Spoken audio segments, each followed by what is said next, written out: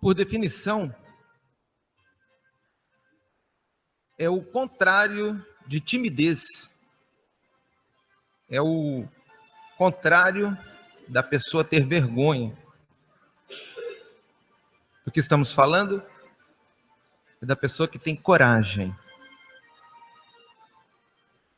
Para a pessoa ter coragem, ela precisa ter por perspectiva confiança em alguma coisa. E nós, quais cristãos, precisamos, irmãos, confiar, notem bem, confiar implicitamente em nosso Deus Jeová. A confiança é necessária para que possamos pregar com destemor o que nós constantemente fazemos. Levar a mensagem de Jeová para as pessoas. Por isso que você tem o nome de testemunha de Jeová. Você dá testemunho do nome de Jeová. E para isso, caros irmãos, precisamos ter muita coragem. Lembram-se de quando aceitaram a verdade da Bíblia? Tenha certeza que aquela pessoa teve de ter uma coragem extraordinária para bater na sua porta. Lembram-se dessa ocasião? Podemos afirmar que nessa ocasião, quando alguém bateu lá na sua porta e você começou a entender as verdades da Bíblia, irmãos, é como se naquele momento você tivesse embarcado em uma excepcional viagem. Só que esta viagem tem por destino o novo mundo de Deus. Alguém aqui já fez uma viagem gostosa, de várias horas? Como talvez, por exemplo, alguns já puderam ter tido a oportunidade de pegar um trem aqui em Belo Horizonte e ir para Vitória, né? Quem teve a oportunidade, quem fez isso, sabe que é muito gostoso. Antigamente ainda podia ficar até na beira da janela, né? Tinha um parapeitozinho. Hoje os trens eles estão todos lacrados com ar-condicionado. Mas algumas pessoas já tiveram esse grande prazer. Irmãos, quando você aprendeu a verdade, é como se você estivesse embarcando em um trem que tem por destino, sim, o novo mundo de Jeová. Só que durante esse trajeto, nós temos alguns obstáculos a passar, a suportar. Como o irmão bem lembrou dos nossos queridos irmãos lá na Rússia, na hora da oração, são dificuldades que aqueles nossos queridos irmãos estão passando e precisam muito das nossas orações, não só das cartas que estamos enviando. Agora, a palavra de Jeová, a Bíblia, ela nos incentiva e nos dá todo o apoio em confiarmos em nosso Deus Jeová. E a Bíblia fornece, irmãos, muitos exemplos que eles podem ser imitados. Existem vários personagens bíblicos que nós podemos estudá-los e aplicar em nossas vidas e analisar o que aconteceu naquela época. Como, por exemplo, vamos falar de dois, primeiramente. Enoque e Noé. Esses dois personagens bíblicos, vívidos, eles viveram num mundo ímpio lá no período pré-diluviano. Enoque teve de ter uma coragem excepcional. Ele teve de ser destemido para levar os julgamentos de Deus àquelas pessoas lá na sua época. Em Judas, no verso 14, também o 15, vamos ler. Notem qual era a mensagem que Enoque tinha que pregar, que ficou registrada aí no pequeno livro de Judas. O verso 14 primeiro.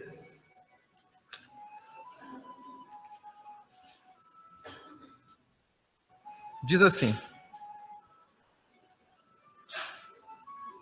o sétimo homem na linhagem de Adão, Enoque, também profetizou a respeito deles quando disse: vejam, Jeová veio com as suas santas miríades para executar julgamento contra todos e para condenar todos os ímpios por todas as ações ímpias que fizeram de modo ímpio e por todas as coisas chocantes que os pecadores ímpios falaram contra ele. já imaginaram hoje, nós talvez tivéssemos de usar tais termos com as pessoas na pregação? O que aconteceria? Mas na época de Enoque, ele tinha de falar dessa forma. Hoje, a organização de Jeová, à medida que os séculos foram passando, Jeová foi dando mais orientações de como devemos falar com as pessoas. E os irmãos bem sabem, temos muitas instruções. Instruções escritas, em áudio, em vídeo e assim por diante. Mas na época de Enoque, ele teve de ser direto. E pelo fato dele ser tão direto e levar a mensagem de Jeová para as pessoas, dizendo que elas eram pessoas ímpias e queriam morrer se não se voltassem para Jeová, aquelas pessoas começaram a perseguir Enoque.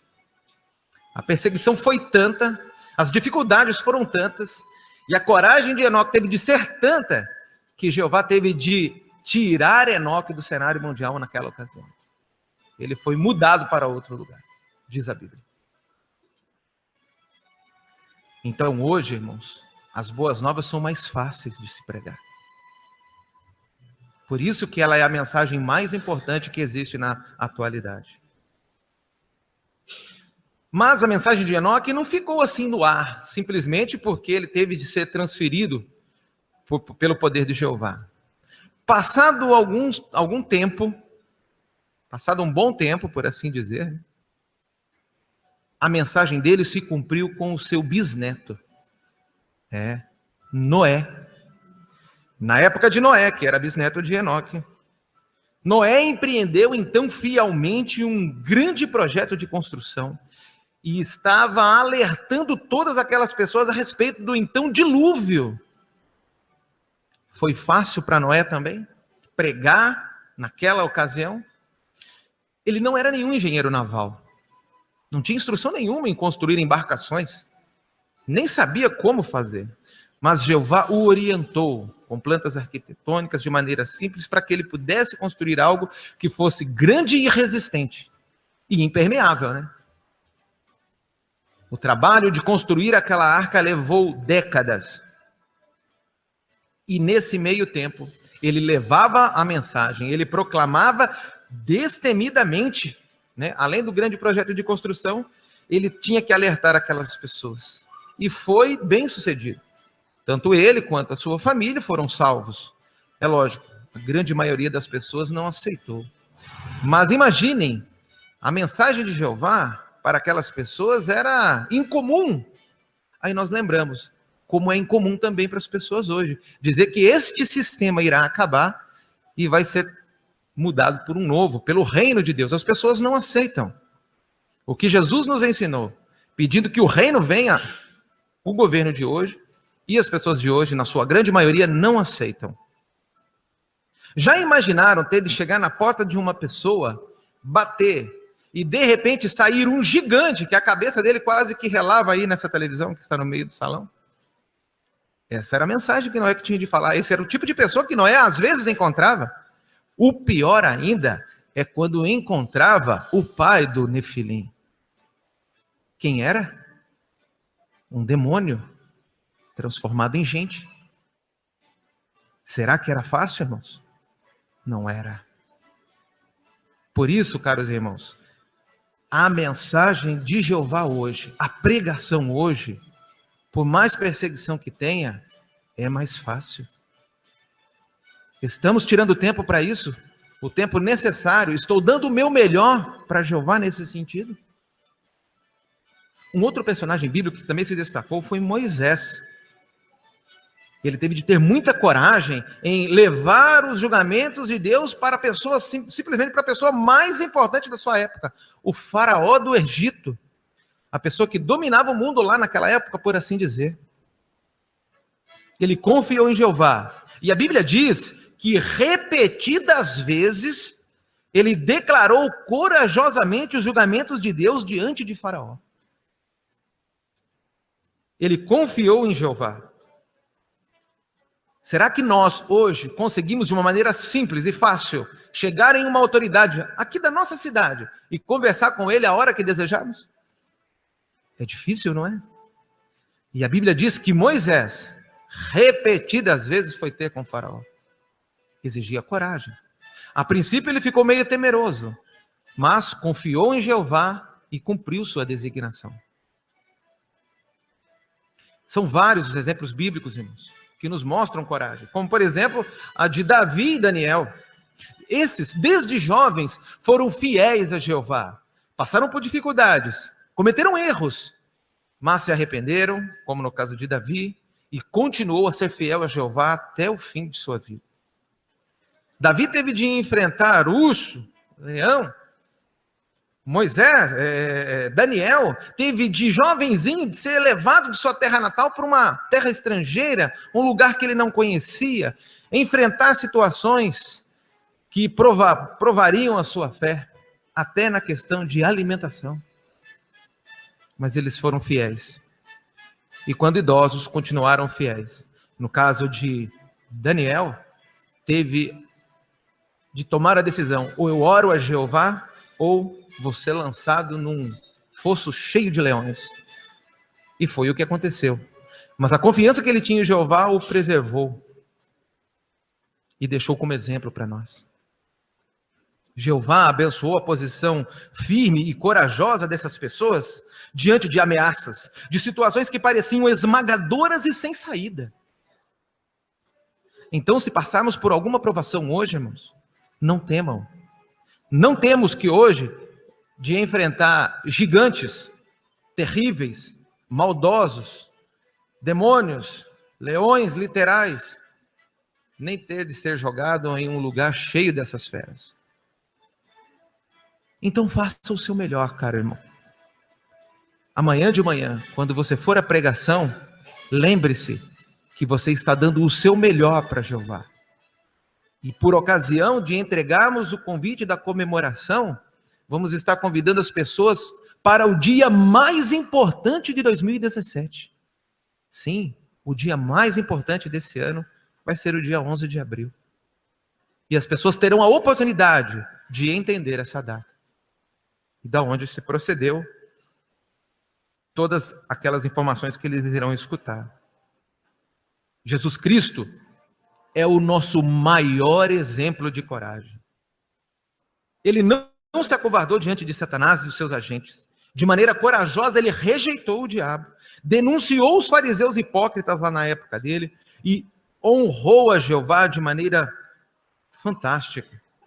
Quando nós examinamos o exemplo, a vida do ministério de Jesus, nós ficamos impressionados com o destemor dele, por ocasião dele ser tentado pelo diabo, quando ele se confrontou com a oposição dos líderes judaicos lá.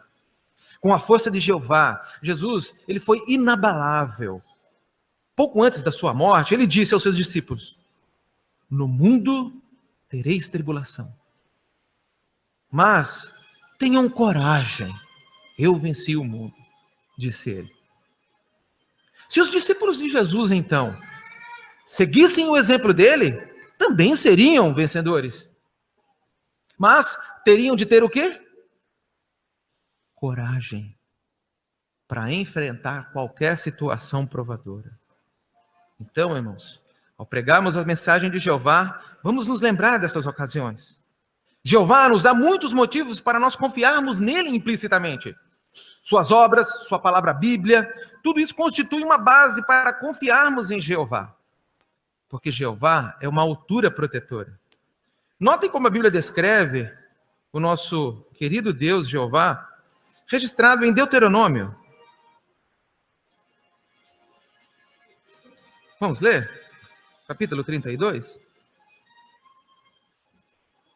Deuteronômio 32. Primeiro vamos ler versículo 4. Notem como a Bíblia, aqui nesse texto, irmãos, identifica o nosso Deus Jeová. Diz assim: a rocha, perfeito é tudo que ele faz, pois todos os seus caminhos são justos. Deus de fidelidade, que nunca é injusto, justo e reto é ele.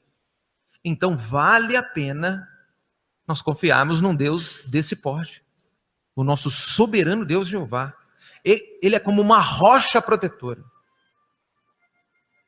Notaram? Tudo isso nos ajuda a compreender que Jeová, irmãos, é um Deus de amor, de verdade e de ordem. Quando nós lemos 1 Coríntios, no capítulo 14, versículo 33, destaca que Jeová é um Deus de ordem. Em Tito, no capítulo 1, no versículo 2, fala que Jeová não pode mentir. Então nós acreditamos. Um Deus que não pode mentir.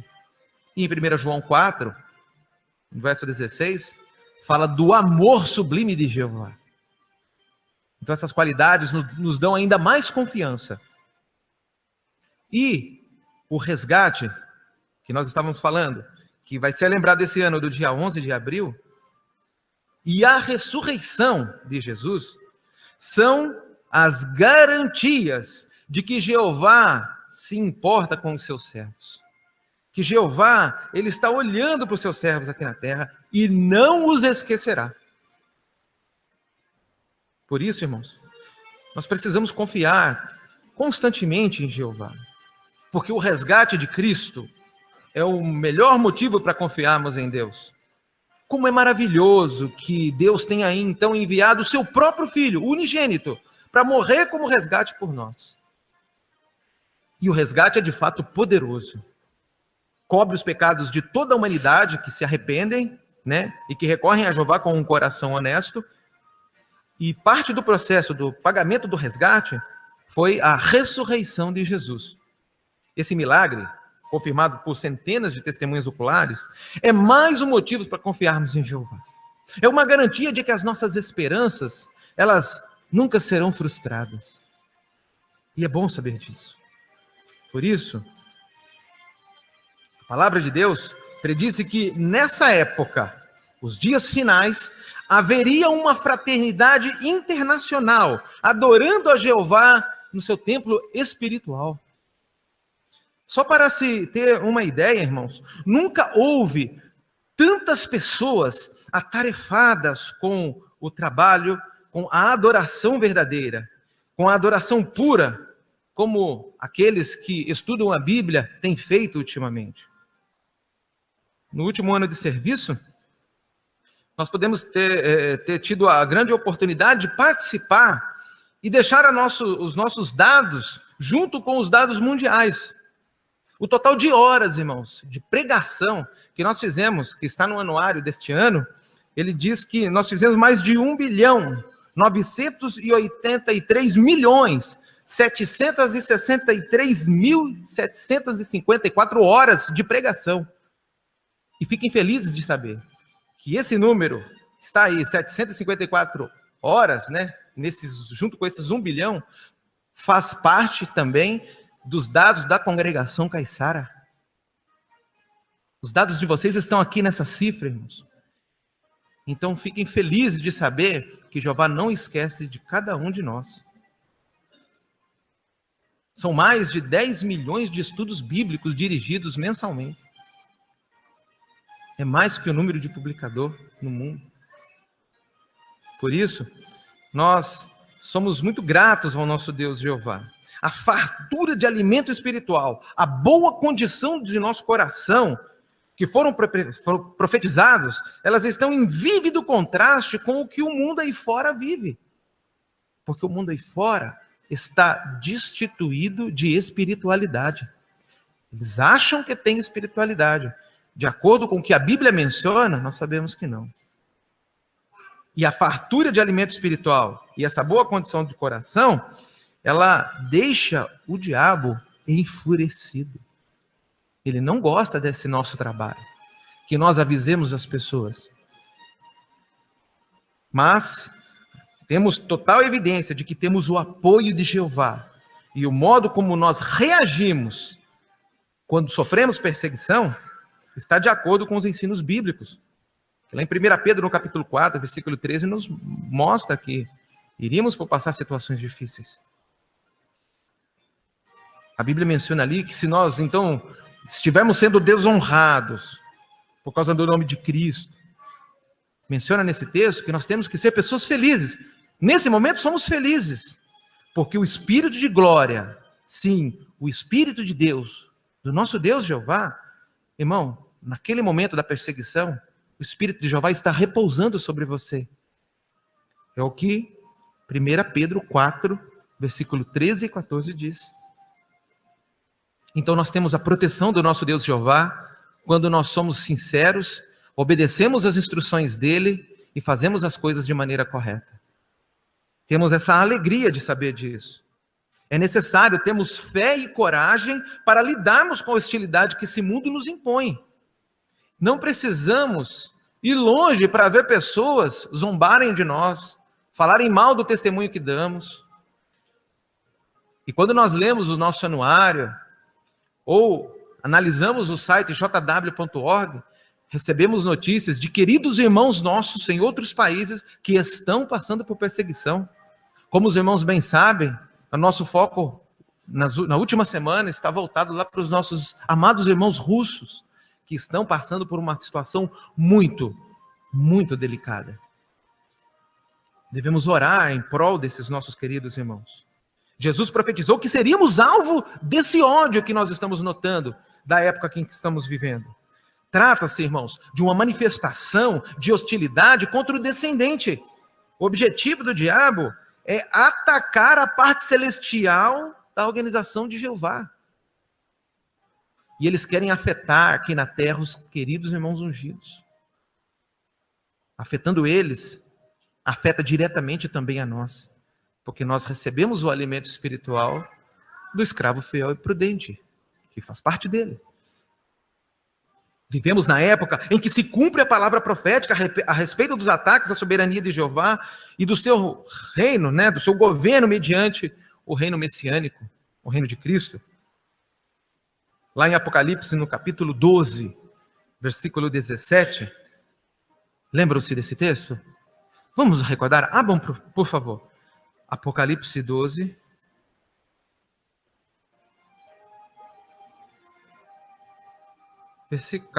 Capítulo 12.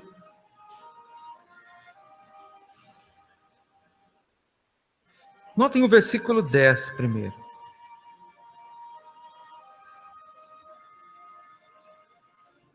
Ouvi uma voz alta no céu dizer: agora se realizou a salvação, o poder e o reino de nosso Deus, e a autoridade do seu Cristo, porque foi lançado para baixo o acusador dos nossos irmãos, que os acusa dia e noite perante o nosso Deus. E ele tem feito isso, irmãos. E o versículo 17, notem, um pouquinho mais à frente, diz assim: então o dragão ficou furioso com a mulher e foi travar guerra com o restante da descendência dela. Os que obedecem aos mandamentos de Deus, e têm a obra de dar testemunho de Jesus. Nossa, é um ataque direto do diabo para desestruturar a organização terrestre de Jeová, o que envolve nós. Afeta os ungidos, que, assim, por assim dizer, afeta a nós. Então, irmãos, vivemos na época em que se cumpre essa palavra profética. Os ataques à soberania de Jeová estão acontecendo hoje. Nós estamos vendo. Estamos participando. Isso é um fato histórico, irmãos. No futuro, vão se mencionar quais foram as pessoas que passaram por isso. Então, continue fiel a Jeová. Para lá no novo mundo, quando indagarem disso, você com todo o orgulho, no bom sentido, dizer que você participou dessa época e se manteve fiel ao nosso Deus Jeová, que deu o seu melhor no que diz respeito a pregar. Quando dizemos assim, eu dei o meu melhor no sentido de pregar, não estamos querendo falar de um número X, um número alto de horas talvez. É o seu melhor. E o interessante saber é que o nosso melhor, nós, individualmente, sabemos qual é o nosso melhor. Nós não precisamos ter mais de 2 dígitos lá no nosso relatório, em termos de horas, de publicações. O nosso melhor, cada um de nós sabe quanto é. Porque quando nós não fazemos o nosso melhor naquele mês específico, nós ficamos um tanto quanto perturbados, já perceberam? Então o melhor, cada um de nós sabe o que é. E quando nós damos o melhor, Jeová sabe que é o nosso melhor. E quando nós não damos o melhor, ele também sabe. Então, irmãos, faça de coração o trabalho de pregação. Tenha coragem, confiança em Jeová. Para nós suportarmos o ódio desse mundo, nós precisamos continuar a confiar corajosamente nele. Jesus, cuja morte é celebrada anualmente na refeição noturna do Senhor, confiou em Deus e venceu o mundo, como nós já vimos no texto bíblico. Só para os irmãos terem uma outra ideia. O número de batizados no mundo, no ano passado, foi de 264.535 pessoas. Isso é o equivale a 22.044 pessoas por mês se dedicando a Jeová por intermédio do batismo. Ou 735 pessoas por dia que se tornam testemunhas de Jeová. Ou melhor ainda, saber que são 31 pessoas por hora que se tornam testemunhas batizadas. Ou uma pessoa se batiza a cada 2 minutos. Não é bom sabermos disso? É lógico que esses batismos ocorrem 3 vezes no ano, por ocasião de 2 assembleias e um congresso. Mas quando nós diluímos isso, essas são as cifras. E, só para se ter uma ideia, no nosso país, são 787 mil publicadores. E na comemoração da morte de Cristo do ano passado, houveram 1.799.000 pessoas. Mais de 1 milhão de pessoas não estão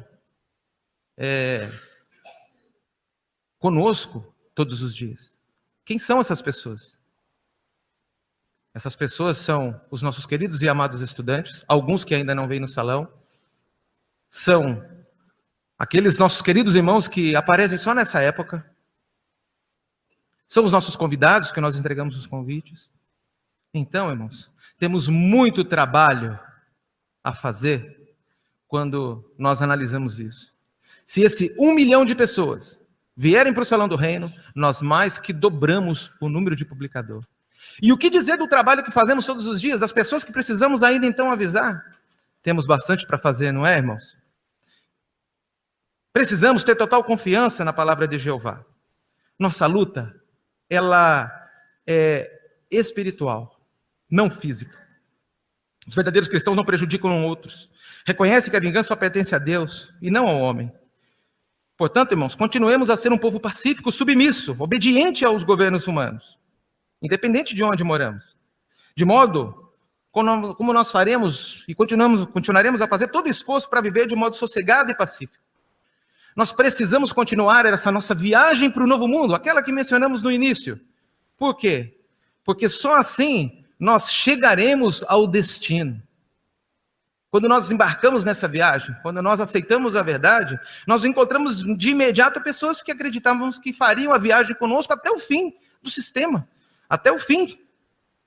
Mas isso nem sempre acontece, não é mesmo? Infelizmente, alguns, em alguma estação da vida, descem, deixam-nos tristes com a sua desistência.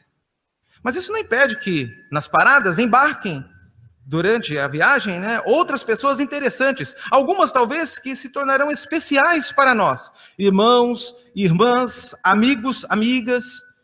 Em determinado momento vai aparecer alguém que vai se tornar o grande amor da nossa vida.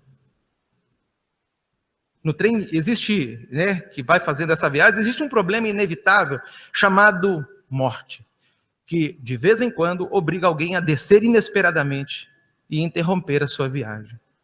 Mas nós ficamos felizes em saber que esses que descem assim, deixando-nos muitas saudades, ficamos com o conforto de ter na mente que existe alguém que não gosta da morte, que guarda essas pessoas na sua memória e vai acordá-las um pouco mais tarde. E eles chegarão lá no destino um pouquinho depois de nós. Curioso é considerar que alguns passageiros que viajam conosco, que são pessoas raras para nós, acomodam-se às vezes em lugares, em vagões diferentes. Mas não nos impede de atravessarmos esses vagões e chegarmos até eles. Essa viagem é assim, cheia de atropelos, de esperas, de sonhos, de desencantos, há erros e acertos, embarques e desembarques. Sabemos que esse trem jamais vai voltar. Façamos então essa viagem da melhor forma possível, tentando manter um bom relacionamento com todas as pessoas, com todos os passageiros e com o dono do trem. Procuremos em cada um deles o que há de melhor, lembrando sempre que em algum momento desse trajeto nós também fraquejaremos, vamos cometer erros.